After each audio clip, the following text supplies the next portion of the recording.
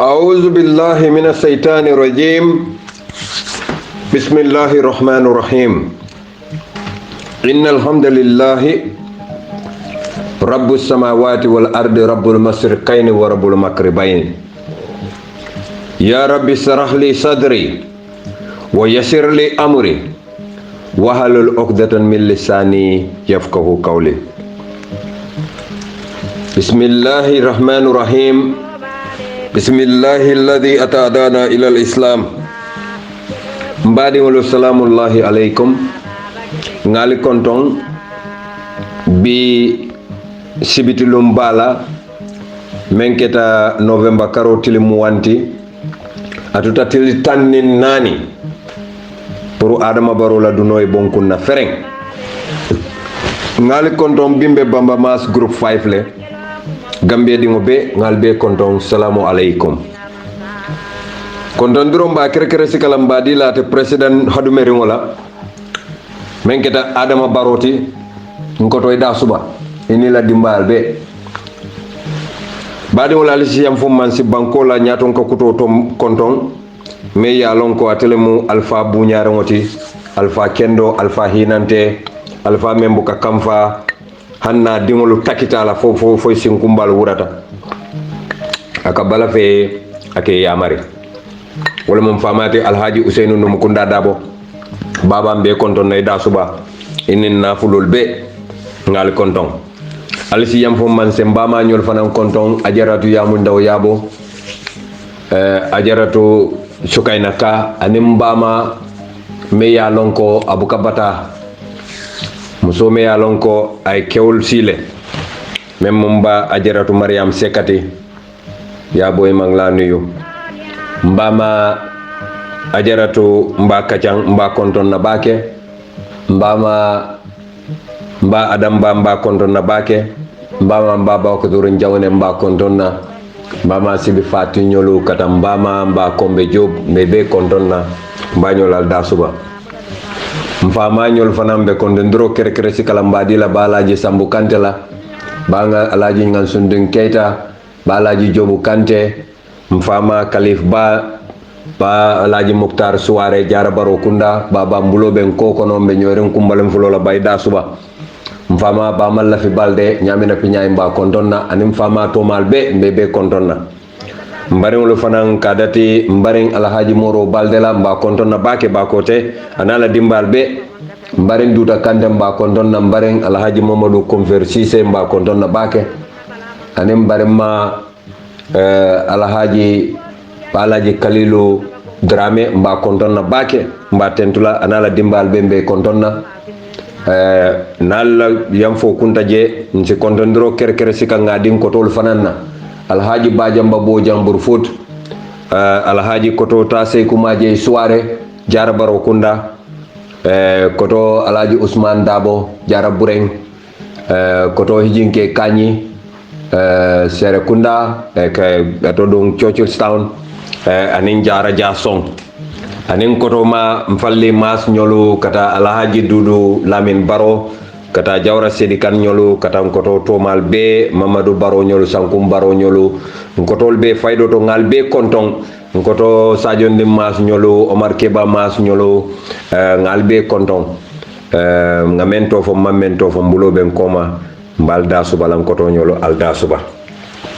baadi wala assalamu alaikum wa rahmatullah gambian ko be nga be konton kabirin koyna fo katon kabirin boli banna fay naki e sew kungola nga be konton bi dem be sewori mbaki ngoto Adama Barrow ida suba ey Allah la ilaha illa anta subhanaka inni kuntu minadh dhalimin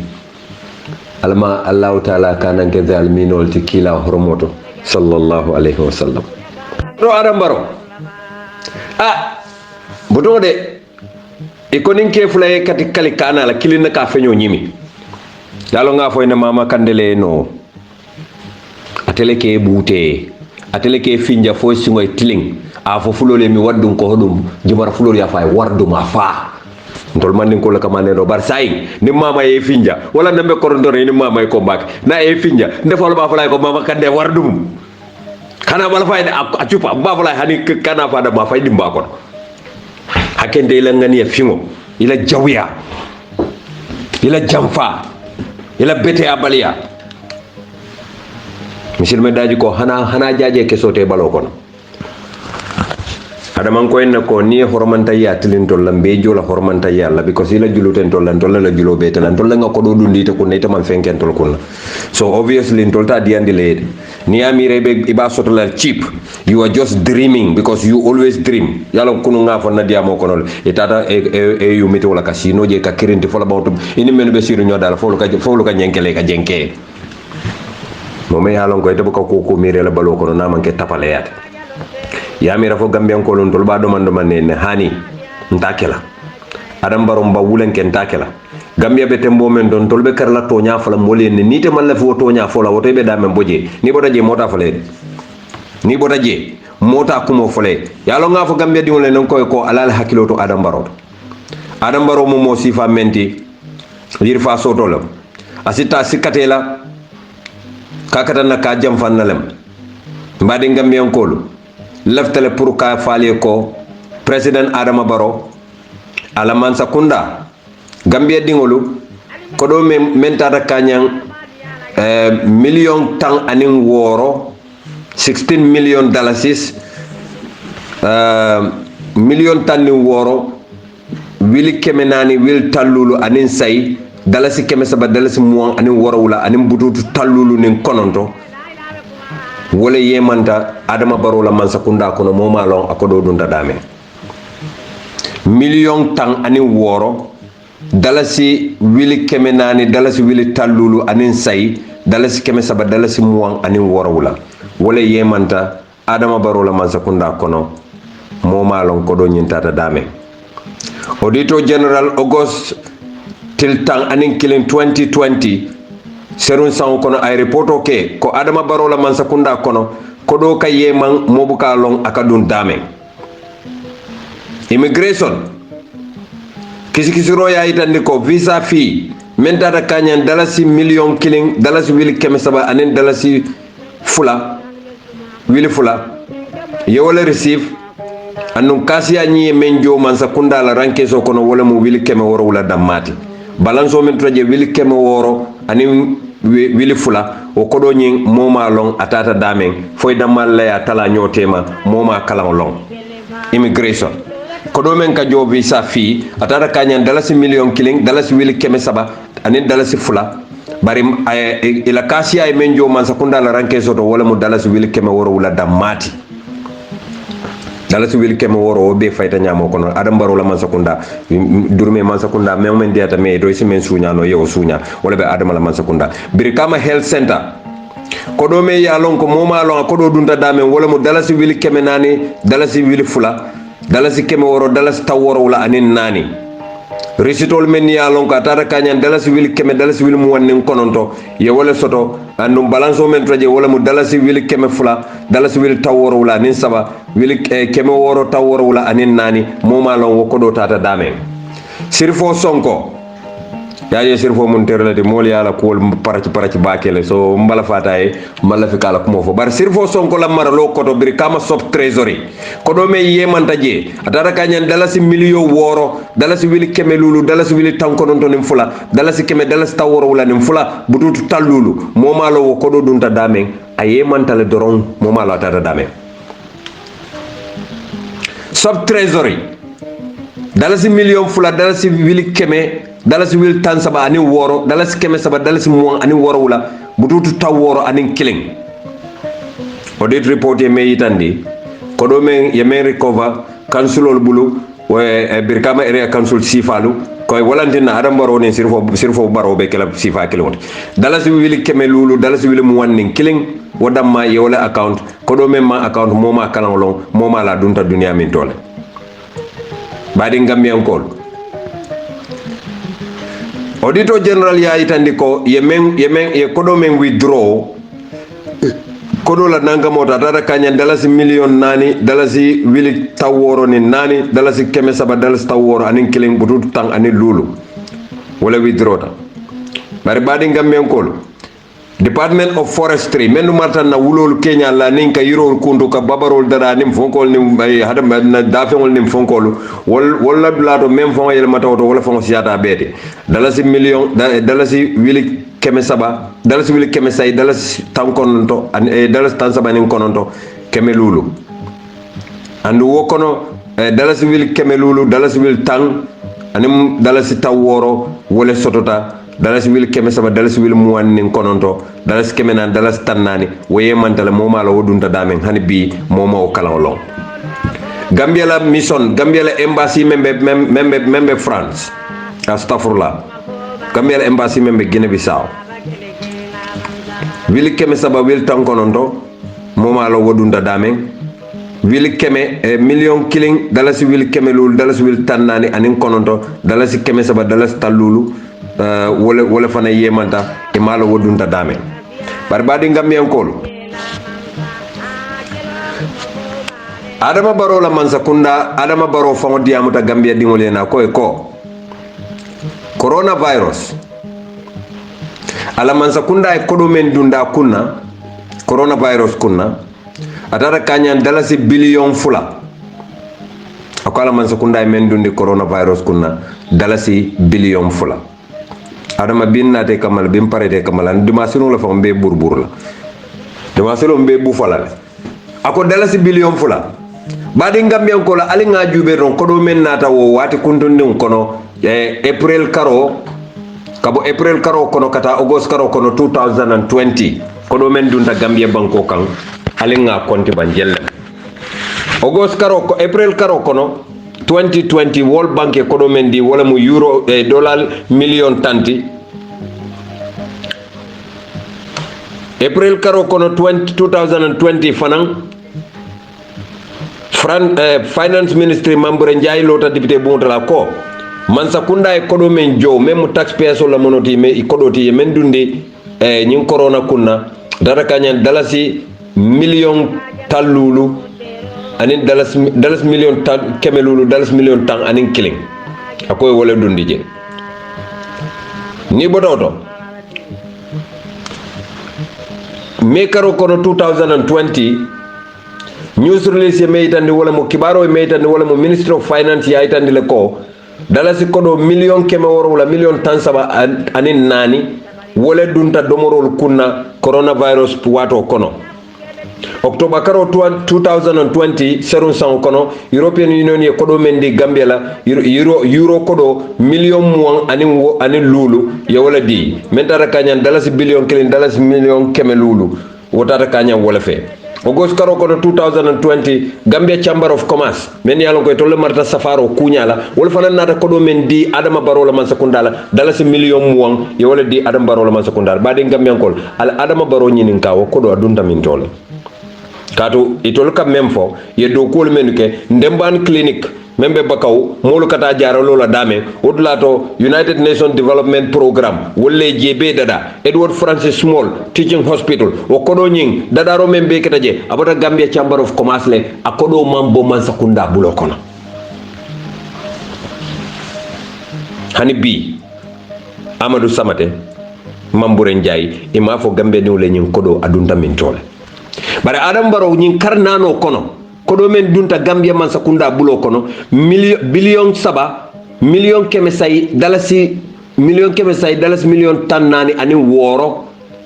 dalasi wili keme woro dalasi wili taw woro ani kononto wole dunta man sakunda bulo kono dalasi billion saba alila moyde dalasi billion saba million keme say million tan nani ani woro dalasi keme woro dalasi taw woro ani kononto wole dunta Adama Barrow la man sakunda bulo kono kabo April May June July August atodo April May June July August September October kari woro wula konto kono April May June July August September October kari woro dorong kodo men dunta Adama Barrow la man sakunda bulo dalasi billion saba dalasi million keme say dalasi million tan nani ani woro dalasi wili keme woro dalasi wili taw woro nin kononto ñene dunta Adama Barrow la man sakunda bulo kono bari president Adama Barrow même fo Gambian kole wala mo ala man sakunda e kodo men dépenser e wotata kanyang dalasi billion fulale fe o kar woro wulo kono sayin alenga Adama Barrow nyininka dalasi billion killing dalasi million keme say dalasi million tan nani ani woro dalasi wili keme woro dalasi wili taw woro ani kononto wodunta min tole wo foñole wo fananta momalo wodunta dame ñin tapale durme man sakunda fo nge burburu drong walantena UDP ngol ka fale wati yaje momo ning atare Gambia kanu ye Gambia kanu e pareta pour ko wakili kadlo Gambia e katonya fasa e be yakala Mamadou Sabale la yaje Mamadou Sabale la ko diata nyabati Mamadou Sabale bira dunta UDP ama fanje ko nata kununne ay UDP mutala ya tawa ya busimo bela say ni momo ka ba mutala franka wa Sabale fana ya saba fana ya saba Mamadou Sabale bu katara siring palaji Ousseynou Balade Mamadou Sabale ka yayle fo bolon kono fo wulli ka fo ninkewlu kafu ñoma pour yeddu UDP dingo be ñanta ñine kila UDP dingo be ñanta ñine kila yaje Gambia sate tije ndeni mobu ka diamu dame nte bamba mas sate to Gambia Adama Barrow ngamwele kunu abe terendilola ako hani ticket o fon buka sotono Adama ntanga ticket son sotole malli fole sotono na do kudula ni wonte bi mfana mbetar la papa Ousseynou Balale nga banko farfara ngi burburu isaje ñin dabol ni jata kololu men bebe Gambia ni se burburu yetti bare mo wato le soto do ko dula mbe wolto nin karo faade kan jole nta hañile la do ko tula je nin tata Gambia nin natante do ko sotla no Adama Barrow ite wonde wolem bari lafta me iten la Gambia di wala wolem alla na fulo ka pasar nyamen aka tilimbal ya tinya nyamen anno Adama Barrow mo tilimbal balde Adama Barrow mambala fa soto ya moy le kunu nga falene lamen arda bo bar muso ka men fo Adama Barrow wolem to nyaane di ngoti Adama ina sidia nyawnyang ni kuranta te kollate futalem abuka kate la fam hani aja binta bata bal sabale ni aje ya samba toki na diamo le ya sabu ni wonta Adama date sasa to la kuto malam fo jalong la kanyum fay fo mu ne kanyum fay ko te malam fo yim fo ko jalong fo bata fam because ni aje adama nyimmo tane ata teng ni aje adama baro keta teng nyinte kayro fonte nyimman koy badi gambiyankol nsewo tan kale nsewo tan ma dalilo fale la hawla wala quwata la nyimman sole nono nyimman sole mu man sote jaranko la baraka jaranko la baraka wallahi aliyan kamo jangayande surtout jarabaro kunda ya jente wulundo sotota dimasi tambila niyo kuyata baki katun tolu bebe jikiri menna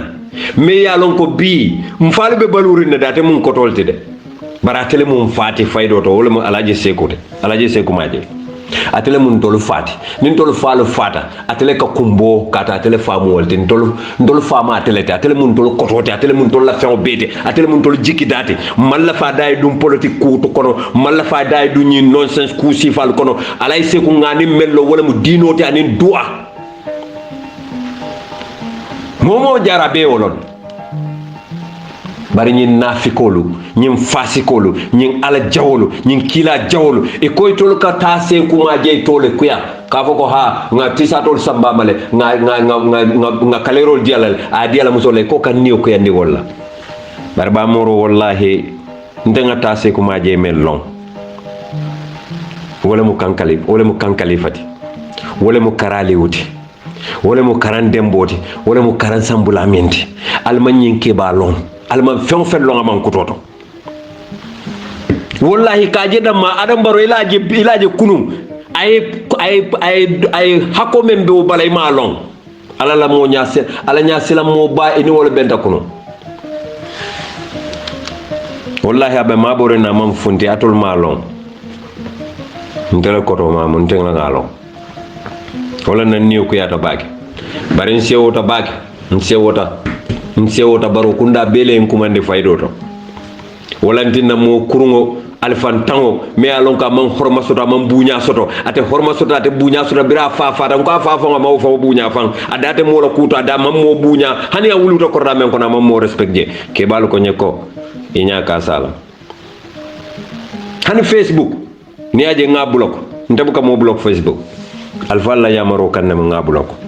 bayra man kulu aman alfa soto aman alfa nyalong aman fellong aman mo nyalong amalon ko modol be je politiko man nyinya ni wol tema aman nyale fon lom because atewe kay kam dañ nya fon je ba miral ko nim buwalo tatabakulo kam wonte moti walantin na nga nyaabe kasala do man ding mbotala ko ke bal ko nyego nyinala ni tolu ko ikala fi pour ko alfa kendo ala la bar wallahi alta se wondila ala taal se wondila wallahi wo ke baya lonne ko bi baro kunda kabirin suwar kunda fumas kunda me ya kanu katam bintela o man soto atije fereng kadu ninte ngaje ngam fama tam falaje ni ngaje ngam fama palaje sekulaje ni ngaje ngam fama palaje lasanaje ni ngaje ngam fama pa suwar balaje ni ngaje ngam baro kundalaje ajo fon kan se wala hey Allahu wahidul kahar nsewo ta bakela kunun adama itata je e ko dol koy jital dol koy manji bar bir futata sate bakon ngabrete koy boda baro kun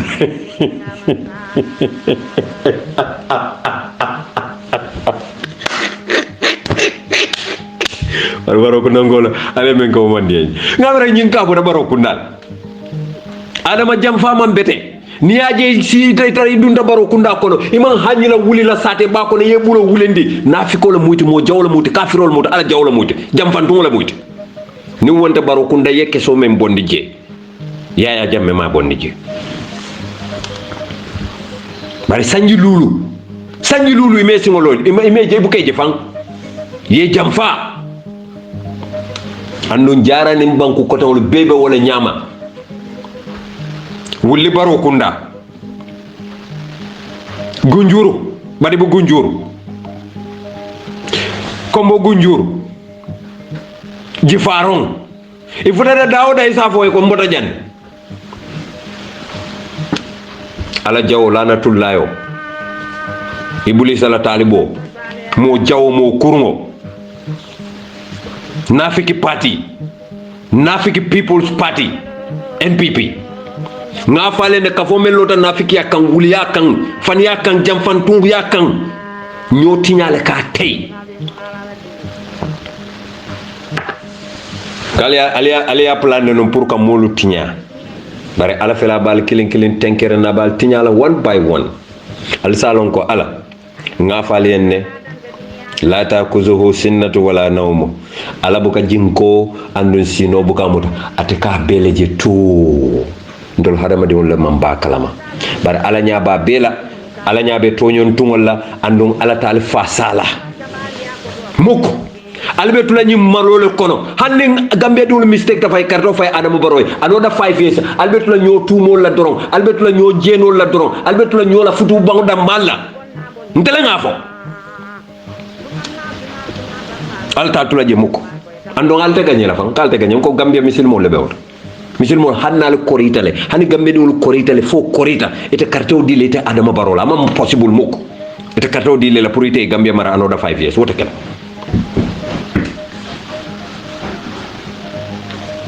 wote kala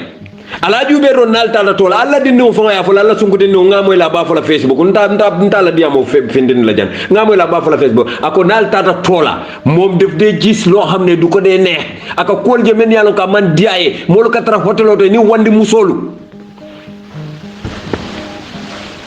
walantinna alka mira doliye moy be nyame ka dol mira wala nyama andu nga fale ne ka kuno men na dakalo do monta man sa di bonte momi yalla ko ke baba koto anu gameno la lal tulo tunen koto mina nyin kuma kan men fola NPP a belem tout ila top official sol belem ali menu tal moy ali wala tal moy al mam menu moy al mewlo moy ndol ngalo ne fende kala ko to dunya mal melon den ndol ngalo ne membe NPP nali banko karfa NPP ma ala si danka si fake Gambia la ala si halaki si fake Gambia la NPP kafo ma foy ko mo kendol tejede ngoy mo kendol be farin jele tep bari NPP la nyaton ko be mo furing ntele ngafo mo kendete kono idate hanyila kante jabi adama ndenga lonne ko menka ke France nin banjul tema ntenga lonne nanan ka fo mo len ko ko adama baro hanne alkal kontelota banta baleto radio Gambia waran GRTS waran BBC aya banen ata bayla andum I mean every word of it kana kakarinte kam fande dole mun tete kakarin kam fande ndunga fo nan koy adama al yawmu bil yawm usen dabo ni mistake te yew nen kotenke barankol wala be wur kamola nganyim foyne adama sanji jelu say ngoy ko ni kumal benda ko ne ngafo kondo te tabile ya si monte tabile ya da sa mote kelaje na ya tara ngafo wa tribulola wolo ngalte simanal alte kondo nalte siman ni ngafo sutole asamo fo ngalte da sa mala ila bun kono nyana nante la ko ke demi nyana ikay gara walla membe ke mantara mola Europe de bentella adama ntofo afo bamba mas ika membe fo ka fo paso e masoto e be wala kadere ne european fonkol e ben tellante ntella ko ke dimi ko sila kullol be ben tella bul ni nga fo lume wolu konton tata be lela bun kon andu nabe kumpoto adama yalo mama kande ta ngalo ne be o bayla because mama kande bayro wonane e boy len tanana me boy a mama kande woy simol firfirinde fo singu ila o kono futu bal ka boy ko in wolbe ka jakasi kono ay tay banko la fo kujita wo isle mama kande ta hanyelo mama kande kay nda fo ka fo mo le bir nga moy media mo lan ko sa ya be jikre parallel nyum para people ani sojoro be jikro ma adama le mama kande lo ko mama kande be diamula a yaaje me fo mama kande fo be yaaje me invite la be diabola la metin lato ite hani hok ita bola adam baro adam fankala ko kefulo ni e kal kanya kana kilne ka fanyo nyim ngoy ko adam be o fanyo nyimila ki anyon ke kulata kering momen ke bori ka dun tablo ko bo paral na de ni borota de dun tablo ko musu no yo fodre kam fata o kam e ko paral yo bute 3 years jotna fote mo kendol ite nana kende ata min tol adam baro ina ken ko alen nañu audio la alkari janjandi Gambia be kono leftale adam ko ka moy lefam ma fa leftale mo ko tongol ya moy adam o kay ak fon ka mo ñini kala bi do ay mu nef e quand même be fo mantra european ole amatol fo de diaspora to dum malang lo amal fo de a benten lante porci adama benten la kantel kajafi amang hanyi lan to la fola bari maje birita tan wulu sataw to adama yalon ne ko wallahi bamba mas manke dem foronto jumala ko e kana wuli e bulo wuli de baro modol finde bulo ko sir because president mo te sate mol ni finde nyante ben nun nala ndol dum man ne sate mo man diam ka fay kane ben nun sate mol fon le alo imam betea because ina ta baro kun nante ni diam ta telephone to jara baro kun dale o dum be banko nyini la ngol ko jebe nyaadi le ko nyako he jawo nga jambe tal ita adama la ya fonye sari mo kurun imo jenkeringo de dunia feŋo dama ya yeke hasidoti ayeke jamfantungoti momo kabule no manin dina dunkewlo ma ala ka o dankale adama menu bebe bala kosole be fari bala tapo ntele nga fo ka fo mole ko ha ali nga karto fay adama e dorom na pareta abe sirfo sonko baylele abe dusano baylele abe siaka baylele abe fenka bay fato le amira perwol be pemben molu kungol alka men fo alla mal ka men fo nyoy ka be moyle alla nyaton kol e ka men fo nyoy ka be moyle modol fo be jol fo ka fo ko ko tebe fo nyola mbita e sa falia ka bele moyi falia mi we don't know ntol ma lo mu ne frustration be MPP you think we don't know ntol nga bele long ntol ka nyaala kasala ko gambia diwolu momo lafta baba Ousseynou la keko Momodou Sabali be nyame keko Ibrahima Diba be nyame alta molu normale molu nyini Ramou Sabali kunu na dunta e UDP diabe menke ka UDP atol musol men yal kalbe UDP alfanan yal tawt city ma fal bu ka kata de UDP musol atol nyon kata la fonte gambia janni bita fano dunna naw kumo fanana because gambia nafikol pareta banko tala nafiko ka wulule ko bisoning atodum kundum belo fonko ka wulu nyame kundim e ka dum nyame ke bu wala nyame e ka wulu wala nyam nafiko ando gambia be abe siare bakele hani UDP abe je iman siala bara abe je NPP o ka bo yatol nafikol yatol finish la ida malbe ñoo ko makuma la dron every time kadimu rasul mun yalo ne karbeten mun yalo karbeten ni kar la kumo fonte nte bu ka fo ndebe sulari men na ko mo adama baro da malete ndema moko na time o soto NPP kon adama baro dron ni momo adama baro la kulolo kuma ndi ya fonye nte ka dron ne nyini andu nga bu rolo soto aboto fa tep kos adama baro mu jam fan tolati adama baro manke mo kendeti ite ko kalo e kantolo kajafi nsa fo e kalo e kante kajafi because e kam membe fo diaspora modol bije wol man tiketo fo sotno modol bije wol buko mu jono maybe bentel la nte buko bu njo soto ndum buko hani credit ko mol le kam mako yato nte buko fen soto fentente bul nte mandula soto fa metal la dame adama nte mo refiu jilete nsonda bar wonyanta kelete maloleti ite la banku dingolu wol ma do ko soto no ite la banko kay wuluta dame ite la mo banko president sanji lulu wole banko bulay tata nyinindiro la dula do pour yo ko do samana yadu ni Gambia remittance men ka don Gambia san kono wole ka banko ma koy foreign exchange anato ete mamadou man sila e ko kalo e ko kawle kajafi ka fo e ko albukati keto fonso do kana Gambia adama baro ite nyom mo jawo na ma wulu Africa you are wicked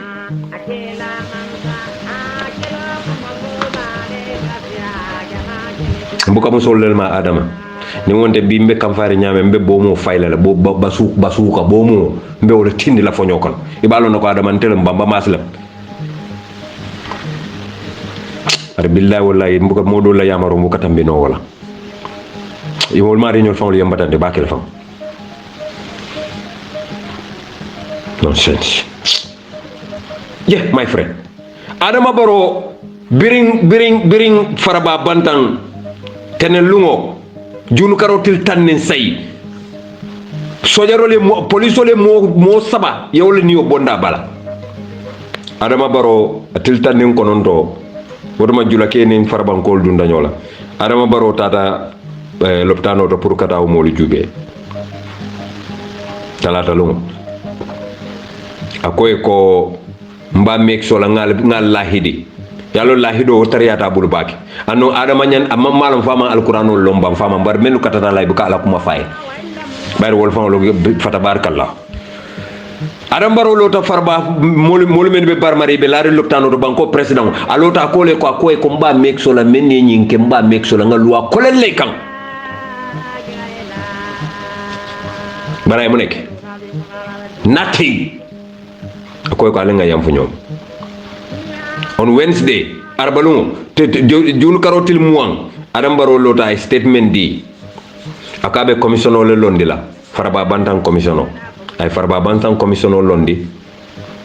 July karotil follow 2018 loi me ya lonko section 200 1997 constitution ye commission of inquiry londi act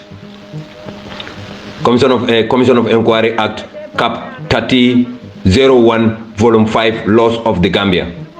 ay farba commissioner londi ye Emmanuel Daniel Diouf ye wala tombo as chairperson of the commission Nene MC Cham ye anin Ablay Koli Lieutenant Yusufa Diallo Omar Cham ye wala ko commissioner soldi and Mrs. Charles Chambe Njai ye wala ko secretary to the commission te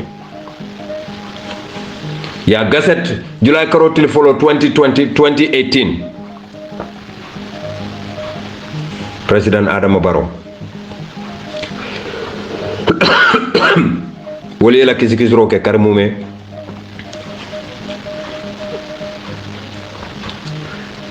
July karotil tan sabanin killing ye letaro men safe inate la fonko extend kote ke kata fo August karo tilimwan ani worawula commissioner e mojelle interview farabankolu chairman village development committee Alaji Bambo Sanyang CW16 anem village committee members anem VDC committee members alkalo faraba bantang Noa Kujabi CW9 Sefo faraba bantang Babukar Sanyang CW16 Imam faraba bantang Central Mosque Amadou Dabo CW1 and a deputy anem members anem council of elders musol men be kunkol to men be do ko la farol to ani mo koton yol be interview le ye mo koton men fana interview wala mo ansumana kebeti ansumana keba marena e ka fme ko jula ke CW19 Abdoulaye M Cham CW17 director of geology Mr. Momodou Jama Suare CW24 the executive director National Environment Agency anala do kulalu ye mo jama balek interview wodlat badi ngambe ko lon kanal yenne de lafta fenne itandilalla bere Adama Barrow ye wodo ko beke inata na muneke inata sile permanent secretary Minister of Local Government and Lands Babukar Sanyang CW72 wotuma memu inspector generality Landing Kinte CW53 ani memu inspector generality wo fanam beletale Tala Alaji Mamour Diop CW52 PIU acting commander officer Mbanjik Sen CW54 commissioner of operation Landing Bojang CW68 yewul be interview le beri parete la interview mo bele parete everything beke ya be kafu nyoma Adam Barrow nata na muneke follow ilafta menna wala mu assistant superintendent Bala Musa Fati anen Sajin 2124 Aliou Kamara anen Momodou Z Diallo Musa Baji anen Nuha Koli ilafta ko be kopula wala kan malo inata na muneke yamfuta bele ko nganyina ko bela nganyina ko bela ngaku do tray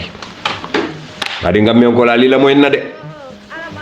Adama Barrow ala tilimbalia ala nyimmataniya ala balfantaya mina wala itandilal atara farba banda meton ke ja ko alimbe ngake kilomoti ndafon en ndum sacrifice le ndafon fanketa en ko kono ndunda jana kirb karab ma mira Adama sa dingo sacrifice jalanul ya mo mira bara ko len ndafon en ndum sacrifice la ma explain aya sacrifice kanjuma le kan o fo atata tamo men na dingo fata ko mo wala mu sacrifice tay menke adingo fata ko mo malo because Adama ni suko ya nyawanya itente dundino la nga hako sotoy moko NPP ko UDP fatal ito lea iko UDP fal bari NPP be bori kan kabirin sane mentering jinolia sane menteren na jina capitaloto ye kungoti len tikoji la jara buren konkoto tikoji ibodo de banda wote tadam bulmano to may munaya ay joyoto ibodo de tada sande mungu jinol be dawda ya be walin hanbi ima UDP fano adam baro nga fo enne ngoyne ko momé ya lonko alfalu imam pare pour que buña ete man jaraka ke nensi kantalate Gambia nga fo enne fandim fatale itata ila into bela imam futama nga moy alaji Ousseynou Dabo ajita bakadaji le atata bakadaji sato kono kata alfalu kondon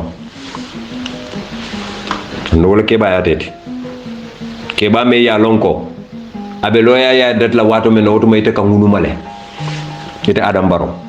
bari fonko sanji tannane anin saba sanji tannane nin saba ni o bondi te shoto be sanji tanne sur la adama woto may katara kaba katolla wo 500 meter kaba me kasela sando woto ma alaji Ousseynou loya ya dat ite be 500 kaba sando ibe kaba kila boto kon ni te ko be feyala o kebala ay dingol men wulu ni wolle be dunna nyola ndol nga foy ne ni lafta buña la be buña soto la ba ni lafta tano fana ne be o fana soto la e lafta nyaaw nyala ndol ba di lela wala nyama nga foy ne fama dinding ibitan ke adam baro la ala nyimmatane ana la jawya nga wala itan dalla nga fo na diamol kono non ko fatu baro funding même bota couleur kaf me pa ya ba me ya lon ka tele adam baro la futo sita nim fatu ba tema akuranta adam baro ya nyaka sala adam baro ala korosi bake bang adam yamira buka jalango batu bang akuranta adam baro ya nyaka sala ama daka la kuto fafata okola la makakata la san konton adingo lo zanuba anin mo adin kotonlu ini okuyata adama baronte fa alkana fatu bamuta kula adam baro lemo because woduma adam baro anil lamin sedi kuloro woduma kata kuloro kata wularo lo je kata bitan konton je anil lamin sedi nyolo watol bar adam baro mo din jaw balati payaya ba aya nyakasu walale ay wala ke di same adam baro yo mankuto kilimona sika aya tiling palaji sankumba jagana abama ka futu meye alibe adam baro la jawya lonna wala to ko ñi sondo mo fiuntale adama fon na jele de maja bu ka Ismail no nga moy Amadou Bala la ko adam baro mo ke ñi ma balde dunia nga moy adam Bala la ko adam baro ako mo ke ñi ma balati ako ni musole yo joy ko kanule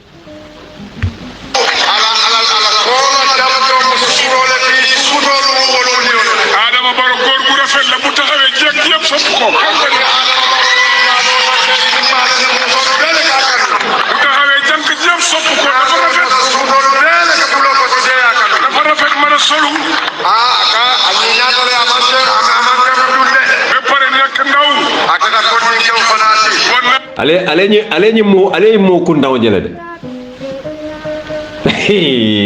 billahi wallahi tallahi gambian to lu malo nga muneke malo nga jumala toñi abe mo kundan ite momo je ñun kono abe mu honi dadi leti honi papa honi granddad so fata kanji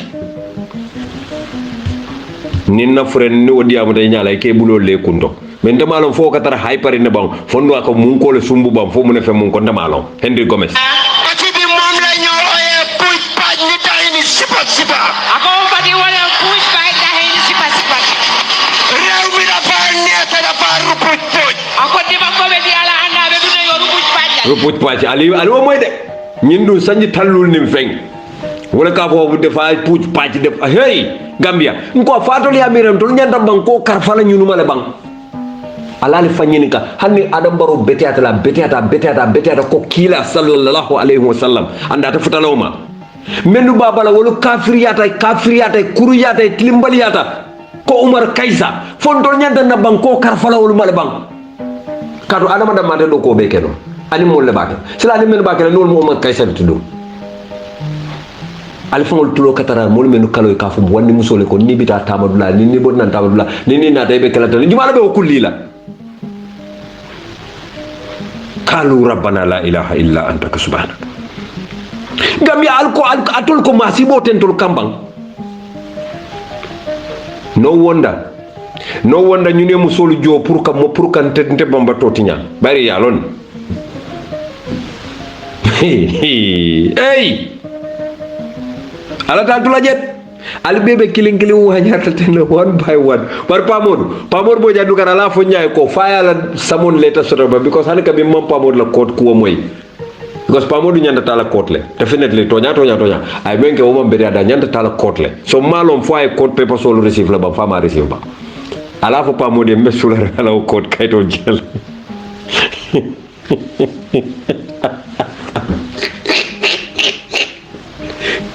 yalo alka woni yolol moy bar men yo kurto jolay dum boro e ko wodna bic albu kawta fa dade manka mankunda adama ya bulo la wolu kana wolu sutura adama fa wala ke sutura de afon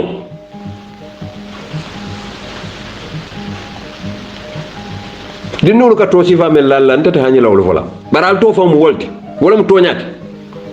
wala nan kale musu kendo be bo ñun blanto momo la muso be je na ni be tubabu du la muso ko mbe pipi miton la transun non cordial abula ka be le foyet ke baba kotol je atuli alon gambia ntol silo on si hanyin konka kan la president adama barol hani ntol la ngake je nga kanule laftala le a hadu metale wala nan nakuya because a nyanta wato men kala je wala ma nyanta kala transition president nete akata te wakila be tenden la ka banko na fulota ka puj paj nga intake nakuya ta nyina ila bandi salto ko nyoy ko ha ni ku yata le nge destroy to ku jallo e balantati manson na jola e balantati e dubai do mandinde na be wala kan la jam paso fon soto e ka rekoda ka kumbo e kata play ka jele ibrahima diba labo ibrahima diba wurtale akoy ka linna ko do dinna nte biri yem bay karfula ye bay man son nan jola yalla itele ben tala wato men tebe janne ali nyanta lon nako mu man sakunda si falati akola yata nyawnya ni mo bay ala ko do jo ay karaw men do ku ajo wala bari balanta ko do famate e ko yo do mo wote kele kono kale randen simmate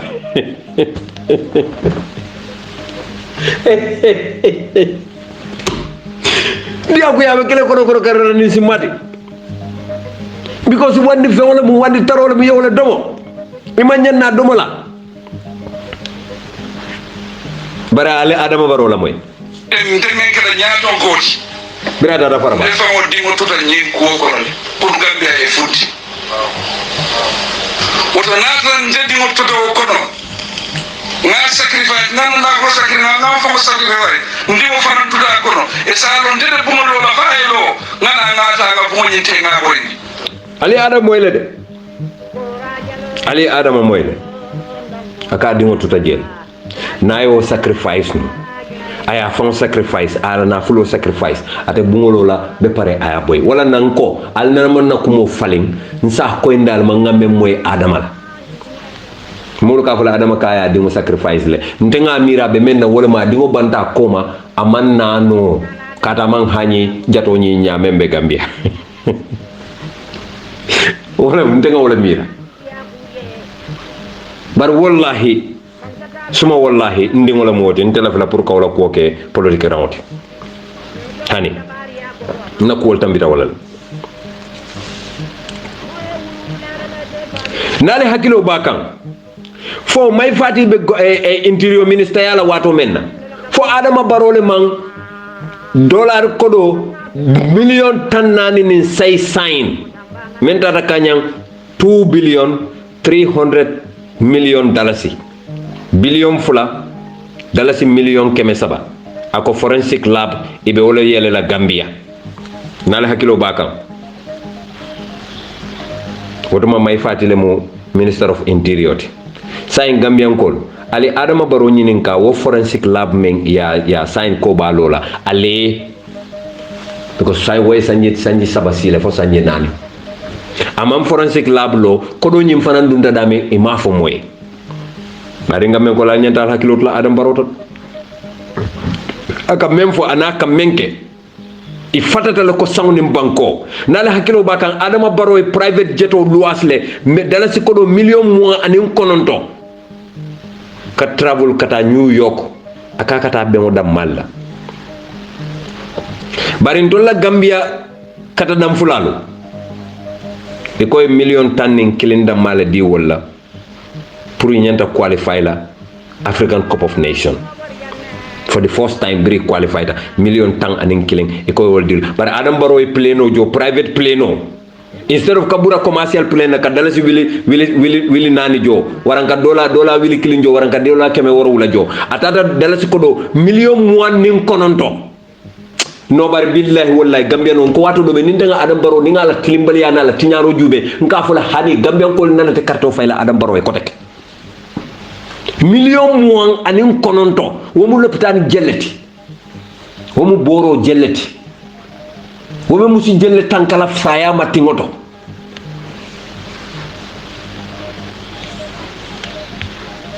nalma al hakiloto billahi nal kalka adama fasa ala be sambero jolo nal kanal be tela tacc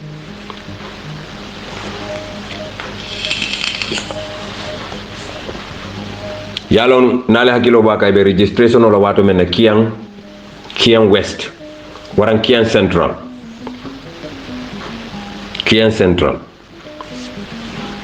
e ka fo kendo me ko fafa sanyang jama ka fa njay fafa ay musu saba sambanan nu ay wol sabanan pour yena register Kiang bari hol o musu saboni ay samanan kuina la pour ye register kato biri itata nun wuro kanne pour ye register wol man son ila NPP chairman o me ka fay masane Camara wona tata njay fafa kumandi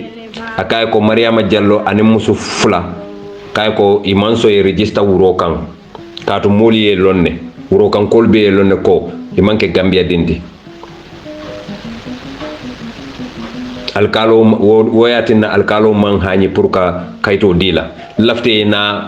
ko alla sato ko inala ye register je njay fa ka tata morota ay samana ko inala pour ye register dia ko ya enen IC do kulal men fon je en wol dunda nyola UDP la chairman o ka fme ko filije dafe way ñin karo ko munantin na wolma register wuro kan munan ne be wol sambala nan kuyna la njay fafa waya fanke ko luwa batela bulo kono a balanta ko dia ko ya fo le register son ka bale keta je ako wolu tamata le nun walantin na wolma register wuro kan andu njay fafa be wul yalla porci dindi merem kabula ke balla yalo NPP mu neketa NPP la ni ya jall be tay kan ali dindi wol tay kabula ke balla ke neng ñina na la ka fo be halake kan ñina tinna man satan la jannin di sebate ma bal wañar la doron because ali ke bal le doya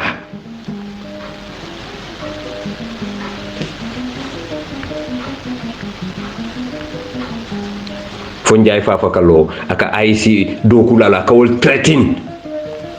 IC la dokulal can you imagine just because it be adama puntum pantane no mayte ko ka IC dokulal le tretin nko IC dokulal le okay ninte mombe police le odala do ye fucking arrest ye jenken de karal ite porci ite bu jumalde xari commandant fo ma ñanto fon so katara odula to fon bari ali amiral be menkelalte o kenola alte molning alfal seyndi no la nyola alballa nafiki amen albe o kelal ta bayla de bari gambian ko lu fanam pareta men nal kamma wol fanam be parere wala al kamale ali ngata doron molbe men plan kal kamal malon albe nafiki amen na albe tilimbale am ni kulubale amen na kam mo dinde mesan lu jo kodola pour e kebal neng ali ngata ntol ngalo ne ko adama baro agenda tabulu plan tabulu fen tabula lafta men kala gambianole ala agenda be mu nyinati ko aya fama tinya aya dojoran tinya aya tenkeren ka toku ya ka fanyal sika ke lakan pour mole jutala ila plano mu wolati ye kafolo wala kama wala mu NPP loti bari maje ala ya yelmande ake national puntum pandante dindol fana ya yelmande wala to do la lante hanyira men fol ala ka wolake ala na kam fata ala jongol kamma aka wolake ala jube dron tapale ya nin tilimbali ya membe adam baro la man sakunda ko nale hakilo bakan 2019 september karo tilimu wanni lulu Gambia Ports Authority dalasi million taworo wala yemanta je de la ship handling invoice fee dalasi million taworo mo kilene ñu wala ana be tata ila klako ay ñu ko do mu mo bela ana be yemanta e ko tele o klako ñi suspend le e ka faye Mohamed Gueye ni tata e bunjan sifa lo story building sifa lo a sifa man siya wo ma fa la ala musol be samba oversea a bama samba maka dalasi million taworo ayemanta hani bi adama baro la man sakunda man fem fu moy NPP Boko Haram imam fem fu moy andung jay fa fay ma nyamenke ke ba ma di bo jam fane wala ke jamburu fani molu ka kurpeñolu fo molu ka dungani police o tema ka police o jungu itada police ko ate diplomate le kato diplomate muna music boka ke no diplomate fo la banko kane ba juwande ne o moy ibe police la loi lo mbali yalo na wala na biringa deputy IGP moy ako dim president même fo mu loi te ngumata so nyato nyama si boy tol domon police la the second most highest rank o man banko la loi fon long o fon man nyilon ko president is not above the law, president fon is below the law ataka president même fo wala mu luati wo filibande asifa wo so kunte ro kawla mo me yalon koy ka fo la officer sole ko ni man sonde ni tulum ete pour promotion no soto la jang no wanda adam baro be tala adam baro be promote la adam baro be place o delete la because NPP lota wala kam hala ko doron wala ndina ni dangan na non nal jeje ka ala dani men ka fay man sata lamari du kare ngi dani ñunu ñaaye len di fosi bo ñi ka fo noma because ñunu ak selen na sinante ganinti amam possible ton so manyana ngani silotala atol mo almamo lati jeman kala siloti atol mo ustaso lati jeman ka NPP man kala silati ale ñine kal bulata APRC no ma janga fale alman sonna no ko mo mel al fela be bulal MPP no ñimbe kodo dunia few doron aman kala silati wodulato même be bije alma long almina andong ni adam baro botaje almina sila la tol kebal almina sila ba folo inna lillahi muna yarfa ñina ka kay ndol ndol ma ñi long yarfa ñi mba fo kale say ngal te sonnamma alka tawle aman kalma lon dal ka tawle alka tawle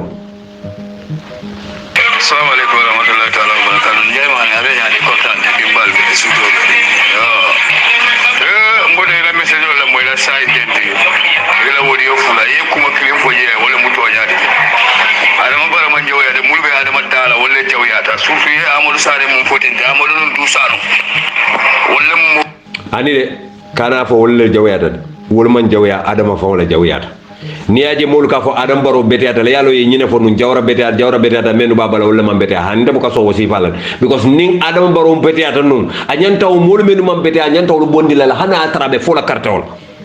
wala mu tilimo tay alqur'ano taki wala atol ke bala atol nal tulo bala adam baro alqur'ano taki al nyabe jenko la alfa alkalo ke baba ko tol men fo yalon ko ibe NPP e kata state house ko kata le nyino la de biri man le on so de ka fali ngam bato fo carte fayo fatol carte wal nyanta fayle le on la bang hada badi wul kam ma koy man ala long fo kabirin adama baro man so tatul buka le on so to bang kabirin adam baro man so tatul buka subo do mo bang muna hadu me sifa mu nyinti nyinantin na modol be je wol be fala fu areala kono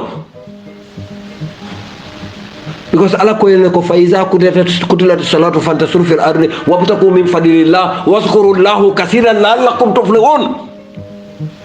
atul kalto ken ale tu doko la mol bala rek ale tu doko la mol bala all the time iba fala le ko council of elders ha ndole mo council of elders kansolo eldel la kansolo al mu wala dal man ka kansolo of elders kansolo le mal tin tela ngaf arami salo mbe ku kala adima salo mbe ku kala adam barola kijo man so be bo palanka ko adam momantalo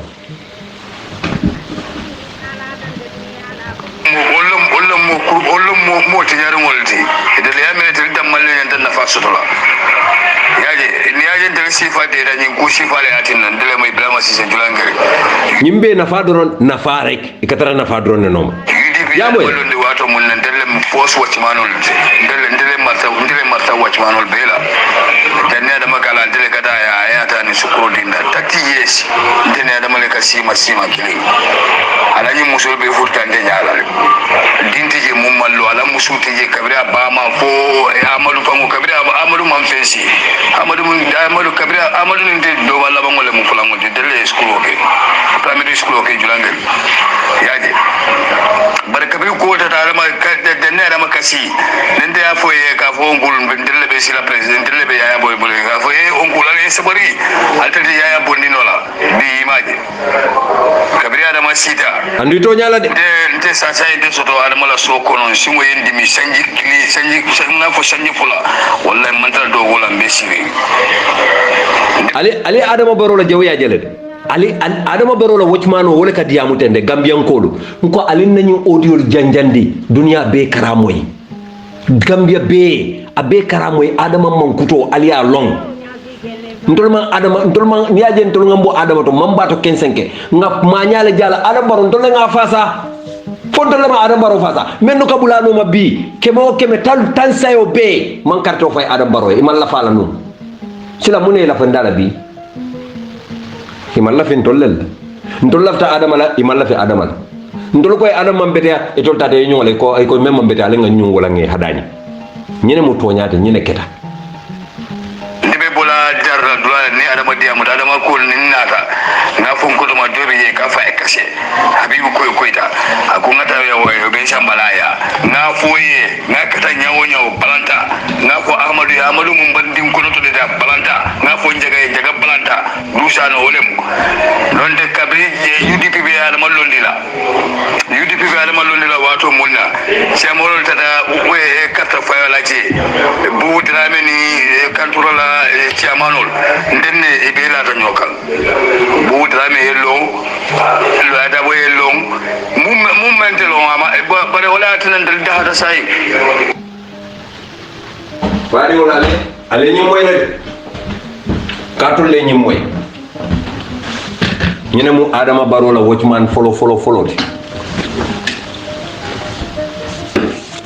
yalon walantina bete atala nyanda nga to nyafo nyoye Gambia alila mo nyinke ba apare minen ngoni yimbe be ganduda dila 96 ko minen darni UDP sabu min me do tawa e yimbe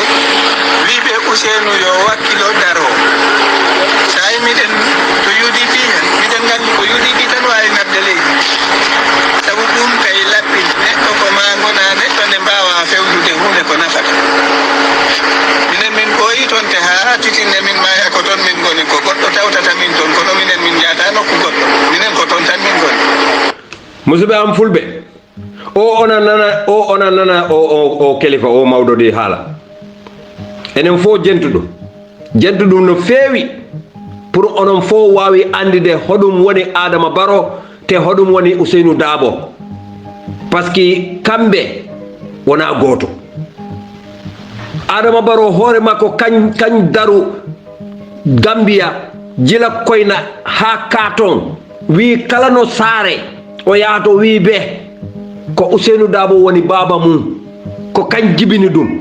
adama baro tigi wadi wi dum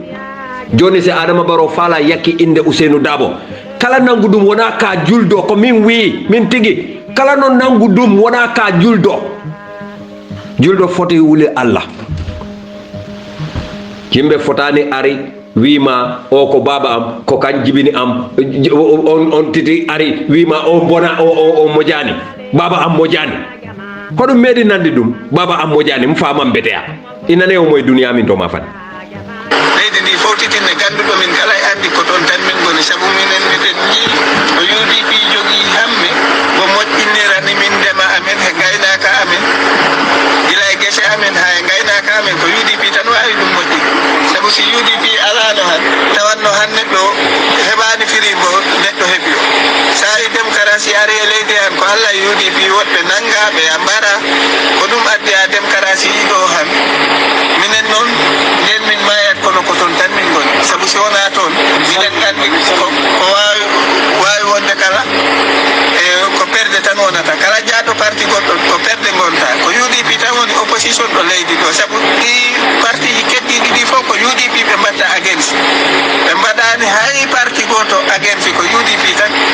ɓaytum ɓe jiɗa jam e min ko Sandou Soumana Kunda ɗo jeeyami ko Amadou Dem mbitemi gila 96 miɗo to UDP hami maya ko to UDP gonɗo wallahi a haalay gonga kaw Aman ko ɗum woni gonga ñim parti porci parti limamo e Adama Barrow ka ko parti tannen sayle latan kan parti atele be londi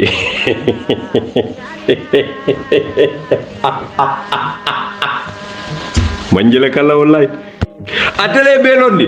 bandi salte o koto bandi o koto criminal o koto me ma fa buña ite a respecté do ko be buña la nyaadi yeddin ni solmandi wol porciol men yalon ko e man ta ko yonte man wana ko fon long e man passion lo ite wol londi kay jo ko dola pour wolé bula banko alfa lay neng ndol ngadi andi bulu Adama Barrow you would never get that tolle ka do man ni bulu ngado man no be bulu because pa usenu bu kala fi moy kuma foye ñinke baye kanu baki kumo dolbe je ni ngay foy sa jaay ko man téléphone on téléphone be silerna kantan ko ko rek ka fanye bamba how could you know because ke ba kende ba asitan kuma ni telephone ta en doya fola ba ngamalu munane be o kuma sifal fola malla fo sifal at least ala place o buña di ala president lam pa Ousainou kanyin da malefo nanti now every time mo kat la fa bamba mun kakara fa Ousainou koto kakara fa ngo Adama Barrow koto kakara fa Adama Barrow koto ko e ko mfama papa Ousainou aka faale moti as long as a femme moti koto le mati ni luma ya daile ko Ousainou manke mfati koteke koto kayto mbabele faram koto tije he would be my fulang musu nyabo non nabe wala ken ko siten fa yabula ndanga tarasiri yetele ko ni fa tay man kuno to ba ni fa la cordate mo mu la dinkuru yalti telef e ko mo fa la cordate ta o mal dinkuru yalti mo sonde muy bota UDP ko to mo UDP le sonde UDP la teola mo mu la dinkuru yalti telef walanti nan do ngolu ka fo e ko e la assalamu alaikum ko e la vota wa alaikum salam kaman ba ja to di ma fa ngadu da to mo esal ko to mo jammeti ay ka fote le Christ rasta yo mari ngaje ko voters card le be bulu bide ñi voters card nga wala itandi nga baroje dawda mitino la men na voters card yi kandida santo ka fay ko minus 1 sa fe la voto ila voting kono ko ñim do mo minus 1 neti ita fay la wala ne ala ni kilate ma te fota ñi ndola so bal mala ne de carte di la barola e tabe mo ne ma fe sur fe dem bulu ka tara jan do ko bon tara kedi ay mo ne kiredde hanife e sa yeto nya fo fonnin kewlu be ka ñina kumbo do ku teje e bu ka do ku soto Adama Barrow bira dunta president yalla fo bi sanji lulu hani do ko killing ama create wo ba Adama Barrow killing men ka tale wala liye men ka fale ko me smart gadino lo la liye musol be tarle la be la nako e la ko wañol ko le mbani mobile lo connect la e be mobile president ya fo he ndenya na man gadino jibo yela mobile president gadino jibo subhanallahi la ilaha gadino jibo. Can you imagine this? O president kilo ka fo mbula ta bosta worola e London kono ngata do ko la ngado ko menke ngaka 3 hours leke tato 3 hours nato o mu 6 hours leke ngaka 12 hours le doko o mu 19 hours leke 19 hours ni o bonni 24 hours kono jelle betula je nsa fo 21 hours Adama Barrow men aka solo ke wala kono aka pasiro ke wala kono aka tabiro ke wala kono aka kulbe ke wala kono be possible non nyaade in 3 hours andu nyanta sino la kono fana ke baba koto Adama Barrow manda woto aka fo mole ko ha nda fo woto mambe fon ko la mol ka pawo atunu dinale ngata loya yake koto nke nka kiti oke nka win ni loyal ka nyosaba nka win ake baba koto abe o fokan mol bala moy kan e kamera ka di amu berolle Adama Barrow man kanya ay nalo gambe di wole akoy ko akoy tolbe dindial watu mo man kata kaba katola kabaka jam fala fo 500 meters ke baba koto alon ko dinul kala moyle hani dinu say dininte kerem fam dinite keri. Can you imagine? Ni president kilo wala kana lo gambe dula ka foy ko nale karto fayñe mbe pharmacie ngol lo la Gambia free la hawla wala quwwata illa billah pharmacie ngo free moro fo man soto Gambia ite ka mo le mbe pharmacie ngol lo la me yalon ka be kala free let ko that means momo bital lo tanoro free lam karango free Adama ya mira fo mo ko teytale Gambia dul billahi wallahi ning Adama Barrow yal nene ntata bala falali kotake because mbalo nako Adama yal muta mental mu wolti kaca kum fi wol kun tere wol fil ban tewlu Adama Barrow yal muta wolti mbalo nako al mu wolti tigi exactly no difference because alfa wala yaron ko adama ka baro kanyum mem fa be falete abe mu talent mbe formation le lola mbe lojo le lola dulal to taring kabrim basse fo koyna fo jana mbe wobe possible no la nyaadile ko do mem folo na ta jang gambia ko no nyin kay ko do mem be fala be yemanta abe do mata banta so akamunda adam baro nyol wuli ado mo say ko do fatale so akamunda lafta nga sajulu do diala ko teke isaje ko ala abe mem fo no la wara me alon ka ko no fatata do mo no abe wol talent nan tem badi ngam yankol alego gambia ndara katre keso ndabugari dindi nare dindi men ko kana pati kurkuro la kamula bangol fayde mum nyogan divide and rule ndetol kono ndara katre keso godi alfal lela united democracy alfal ndaka na katre keso di wala ndebe kebal la tambindila kebal telafta wolle mar bu ne mu dindin kende bale kanyim fo maralo fonni guya ya jabe niyo kuyande baro niyo kuyande baro nakedi keso fele adiate ya kuyande nakedi keso fele ala fele ndala kidi keso mu juma la dade nakate keso juma wala united democracy party UDP thank you nyina mu kesoti adam baro e mol fili jam atate ñun nan Touba Gueye la Hadim Gueye akaye kiyan adama tilimaliata dollar ko do million tan saba anin killing anyanta kiyan west silo do kula walla kiyan west silo kiyan tiliji silo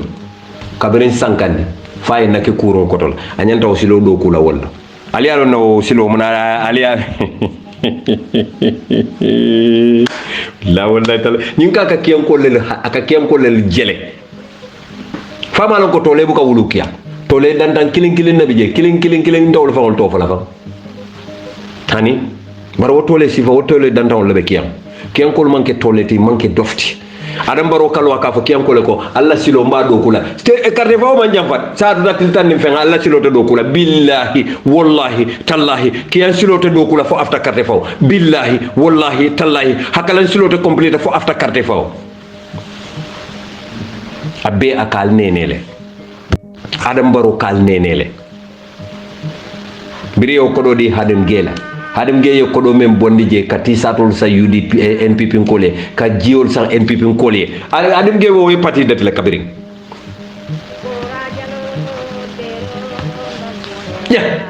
wo adama baro le kana si aka fo mama kande ko ika yaya jamme bula aka diamula mitinto je adama baro be min tole wotuma yaya jamme ni rambo jata ka diamu abe min Yes, sir. Rather than dividing them. Exactly, sir. Thank you so much. Let me also make it very clear. Yes, sir. The APRC will not go into a coalition with anybody. Yes, sir. Aleni moyle. Adama baro be min tole wotuma rambo ni yaya jamme kanyinke aka sea molte ma yajente. Mama kande be nyimmenke ka ma support. Because yaya jamme akan tollel neng akan nasiol neng akan mandinkol neng wom kulubali ya baleti andu ya dal taw kulubali ala bari ni aje man adama baro fasano adama baro le folo lafta nu yaya jamme o platform di yaya jamme la yaya jamme neng fo kayre tinya la adama baro le folo pareta wala ni munafiki balti birin adama baro e dalasi wili keme fula sika ani mari boto keme fula ay anin tulbidon kem taworo anin fanko taworo to tulbidon taworo anin sukur boto taworo kasamba yaya jamme la family kanil lay afango sila bunko na ni da male kacha sojar teje bodyguard je fente je ko otuma la yaya jamme pareta bala bira ko akanaje seni jamme nyolo kata araba nyol kata jalama nyol ya kuma ndene na kacha ko ya la bulaina ya bula dunta ya la bunko na ani sita ni kacha ta finish tawolto fini yalo imagine sa bukala ka même katara kuma kalaw kumol fola don al diaspora al ketatene al dunta janal fenke ke kala wol mol ben be na tay be bortale e be fenke tan kuma sifal droit katara wolle fonka badi Gambia ko rambo jata ni ya adama baro ya jamme nyim be fole adama baro be Gambia enim Fabakar to mbon jata nyol adama baro be Gambia wotuma nin sidin jay ni Fabakar ni rambo ka kacale ya jamme adama baro le kalle ngo san rambo nyol anim Fabakar nyol adam mo kurum balete ayo ferol bedada ya nata bo ko to fereng ya mama kande wondal ta finjala ya ko mata ko mbadu ngata kafu fenke ma sekti jat ako hani men dalta ya adam boro fi referen la wala ma kande mbadu ngata bambu ko atar bambu ma ko kande ko bar mama fanan kamenke is wrong ka platform di Yaya Jammeh la pour ka bula siol la mama ma nyanno encourage la as a very respectable man mama mo molde nga respect bakale is a good brother ndawbe men ñino la dron adam baro ni mbur baye ta mama kan non katle mama lo na buta mama kan na ja kana mama wayal dala sit la parere na ja kana ka finja don andu na finja billahi ndel be tan ko mba fulay ko mama kande kana faade as finja ya faydi mbakon na parparta woto janna bo bolo bo nyobori ndi mbakon abalo be burbur Fatou Ba ni Sadio Mbale ko mon ko nga Fatou Ba jela ka ke do he Fatou Sadio hombul mbalo my beautiful darling na jata be lorabe hombul labe bulo ko sila Fatou ate be do na dron ko de lañ karande mo famo malo sometimes mbo nga fo len ta kajafi la koteke because obviously ni mbuka Sadio kajafi manya na fanyan kajafi la ko man fair so walantin na mbula mbam fatata ma fereng bare ako kaba ku yata baki député olu finance ministry tata député bungoto ako ala ilaftale pour ye adam baro la man sakunda ma koy dalasi kodo billion million keme woro la supplementary appropriation 2021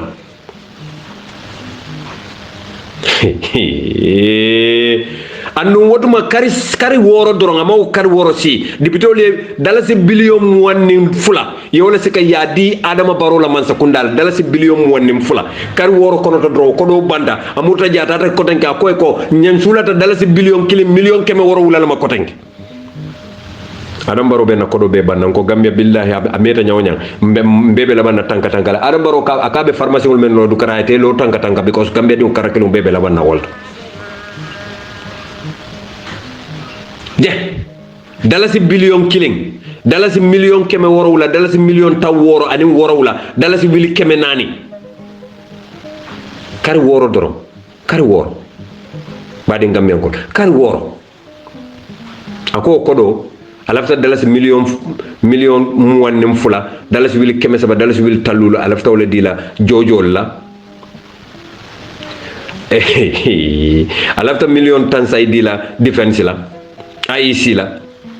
ila operational defense alafta million talul ni kononto dila wala ako ministry mem marta kibarul bundala lafta million tan saba dila wala mem marta nafulo bundala lafta million keme million tan saba ni killing dalasi wil keme fula dalasi wil tan ni nani dalasi keme fula dalasi talul ani woro alafta wala dila wala centralized service ala lafta dalasi million tan saba ani taworo wala ni saba dila wala mem minister mem marta keno kuranya men kan kenol be wafi kombo kenol be me wafi Musa Drame alafta dalasi million tan ni fula dila wala wil keme lulu ministre men marta works la bayla min job alafta dalasi billion killing million keme million mu wonni worowla ke wil kononto wil keme kononto wil taw woro alafta wala dila wala bayla min job ako ministre men marta jati kende abundala dalasi million keme dalasi million tan sabanen nani alafta wala dila wala high education million talulu atoli amira ñunu man droko men si sport to yamere ma be sumbu ya bamba Gambia altol fawlu nyaabe ñi nan kanyim be bale ñoton kanyim be faaliye baral tulo bala wo ko dole be bulu kawle san kalero le kataw sam ente oy e kawle san kalero le kata di alla e ka faale ko ali mo furi ndingul al kalero fela al nal man tabir lan sotal be men keleje al dankato lon tolo kay ndol be bu njal lol al kabulo ko si Gambia ko billahi wato do be alla ko kam bala fa akan dimi fang ñunu kan gañi ko do men be fo ñunu ya be muta ya be kati ñingol kono ila tabirlal fawol be bunjangolo kan atol men ya lon ko atol buka fen soto e kana kalera ba kata da fata ba dialle ka fale ko kalero fela atole o talanta la ñote ma alla yaay kompinol al ka muté bulu al kalero muta al kana muta balade al tala adoyata nyawnya every butut counts ala muta nim papa Ousseynou Sita Lumé bamba mass commission ntele be kitinde la wallahi nte kam fala mbita ni luwalla nte mo fijala nte ta ni jusola bari bututu ya be kuni ba be fono la fo to the last $5 ba be fono nadia ta masatallahi subhanahu wa ta'ala min tilimbali ya fay buruka fay bo Gambia adama baro lotale ko bira be dun Senegal man sakunda ya fayenne e kay ko ha mbe sambalale nga diya ko ya forcer dun Gambia occupy ya jamme bulu nga dula occupy be kalindira dame Senegal sojarol le be je kantala nin Gambia sojarol nata ni ñoo bum to swear. This swear also was a big problem that I have to swear in the Gambian territory. The first plan was Senegal will occupy part of the Gambian territory, and helicopter will flew me somewhere and leave my message, But later, they realized the Gambian embassy is in Dakar, that is the Gambian territory. So hali ajele nana buka kan lala wala nan na diamo ko nga falen ko afanding afama dinding e ka fme ko payaya ba wallahi alani Muhammad Salihu al ay imamo membe kuloro wala de manene roke anno woke bañin kurandale lamin sedia belo ñu la dun sutiyata Adama Barrow la ite amira Adama fo mo ter kendo do fo babulu bam la min sedi me alon ko APRC ya jamel support anama Adama support Adama fo ko mo kuruna wa ko mo kendente bi wolle sutiyata la katambe mo bela atul malon ko Adama fo le man kendea wol mo kendo lenti ate ko mu menti ate le mu woti ate mu menti wol mu wolti ate afanke menti wol mu wolti annu ñina mo toñati mbadi ngam yankol Adama Barrow anim France la president minister mem marta Europe la ning foreign affairs ana meeting soto November karotili lulu State House tene lungo serum ko ako French company sol men operate kan Dakar wolu lafta pour ka expand kadu Gambia kono inata ning Adama Barrow e ñoje walla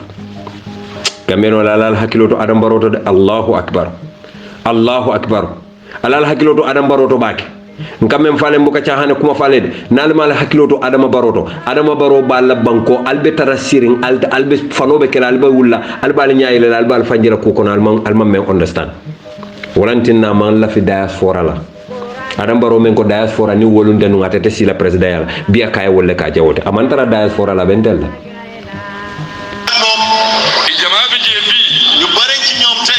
siso konkono be kuma bal fokan nge fuka sende nay di wax yu reuy e jamabe je mo borli wol wolti bortal no ñimbam abendel ñom dañ tawon gëna rew mi nim president Barrow man gagne wolti na la jam fo dunya e wuli dina la taxu dona president Barrow lim to ci nguur ñoñu du ñepp ci rew mi e jamabe kono 2016 ne kelo kala wato men bare ci ñom 2016 ne ñoo xex pour jël rew mi mel ba claim kan ka ko londi ci wala muy tel ñi fuka sende na ñom borom xam xam lañ wala dañ bebe laari la rawal ko ñoo ñepp ñu ngi teddon ci ron la li ya moy le akol bebe la rawla ko to aka mol tumi men na tele modi